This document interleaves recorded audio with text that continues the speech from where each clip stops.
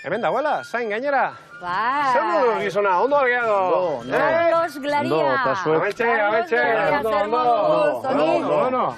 Portuan gaude, Santurtziko portuan gaude, eta Karmengo amaren eguna. Zer da, Santurtzi eta itsasoaren arteko harreman estua dagoen egunaren isla? Adierazgarrietako bat. Santurtzik bete-beteko harremana dauko itsasoarekin, sortu zanez gero, aldaketak direla eta Santurtzin portu nagusi bat, portu handi bat egin zan. Eta orduan, Santurtzik egun honekin daukan garrantzia ulertzeko gakoak edo giltzarriak zeintzuk dira? Bueno, alde batetik, arratzaldean ikusiko dugun prozesioa da gakoetako bat, horretan ikusiko dugu txalupa berezi bat, justu egun honetarako egina dagoena. Kai muturrean daukagu Karmengo Ama Birjinaren monumento handi hori, Eliz Nagusiko bidrieretan be prozesioa agertzen da, hainbat elementu guztiak biltzen dira, arranla horiak, sardinerak eta horreko guztiak agertuko dira prozesioan. Sardinerak aipatu dituzu, nortzu ziren sardinera horiek? Zelan egiten zuten?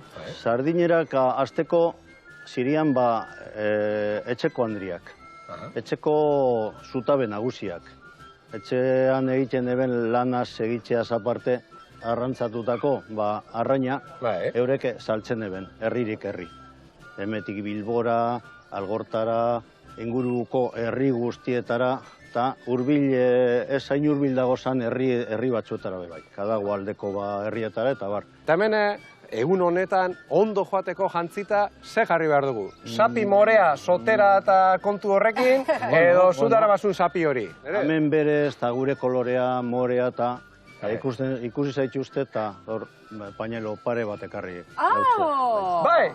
Eta moreak izango dira orduan. Ai, ama, gaur soterak bakara. Zegoetzako? Ai, ama. Nahi dozue? Ni bai. Bai, gizona, Plazerra, hombre, niretzat behin etorriko eta plazerra. jarriko, ba? Plazerra, aineru morea. Bueno, ez da txarra. Ondo, sapiakin. Listo ba? Carlos, prozesioaren inguruan gero ere gehiago hitz eginen dugu. Ederto.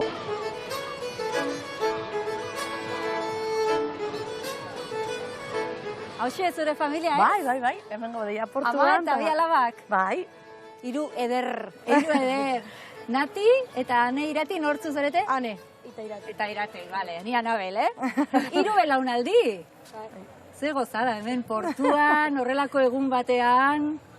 Nati, zuk hemen egiten zenun bizia, hemen bizi zinen. Se venía por las tardes porque era cuando ama venía a comprar la pesca para venderla al día siguiente, porque mi ama la vendía en Basauri, entonces la cogía por la tarde.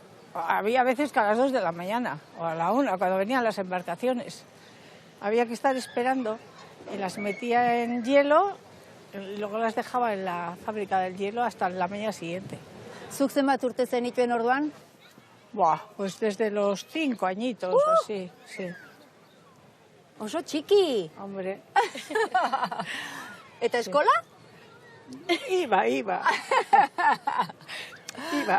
Poco.